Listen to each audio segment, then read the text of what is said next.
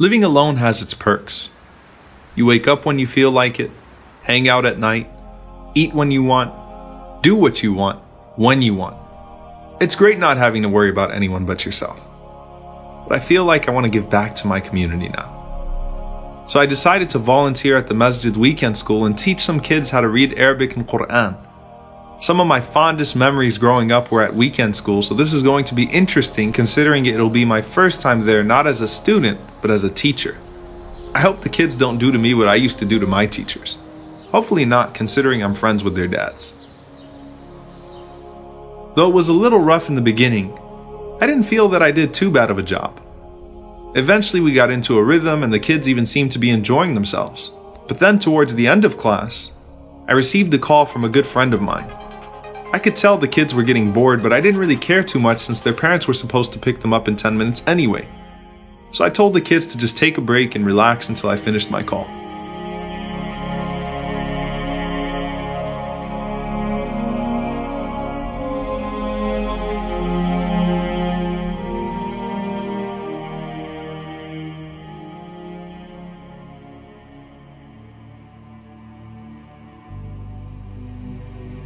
The call took longer than expected, and when I came back, I was surprised to see only one child there.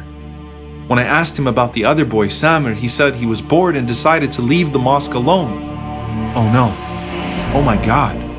Though I'll never forget how I felt, the moment was a blur. I didn't know where Samir went or what to do or how to find him. My heart was racing and all sorts of terrible thoughts were going through my mind.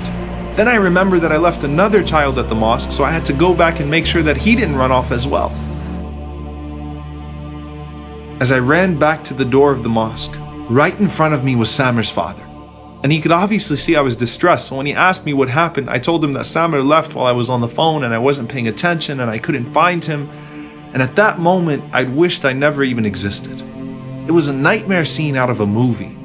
Though the boys were found, every time I think back to this incident, I get mad at myself for being so irresponsible and for not paying more attention to those kids. I knew that if I had been at work, I wouldn't have answered my phone in the first place.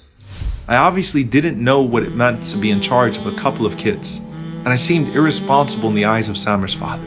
He saw me as a teenager who needed to grow up, and he was right. And that was my last day with Samir. When he heard the story, my uncle told me to take it easy on myself, but to realize that responsibility is not limited to parenting or being a husband or a paid employee. We have to be careful with everything and everyone that Allah has put under our care, even if for a moment.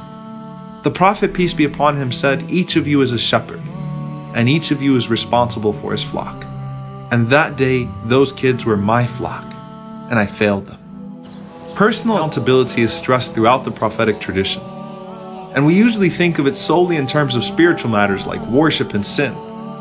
But our social obligations are just as important as our individual ones.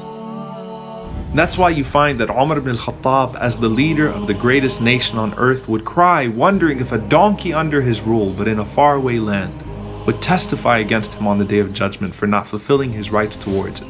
The Prophet, peace be upon him, stressed the importance of avoiding heedlessness, whether you were walking on the road and came across something harmful, or hosting a guest, or walking past a neighbor, to pay attention to the rights of people around you, and in fact your entire environment. And when people give you a task or trust you with something, don't disappoint them. Anas radiallahu anhu says that one time the Prophet, peace be upon him, sent me on an errand and I got caught up with the other kids and started playing with them. So the Prophet, peace be upon him, came to me and gently admonished me, lovingly saying, "Unais," which was my nickname, "have you delivered what I asked you to?" Rasulullah, what would you have said to me that day when I almost lost that child? You taught us to be better than that, and to treat every child as our own, every place on earth as our home, and every stranger like family. Sallallahu alayka ya Rasulullah.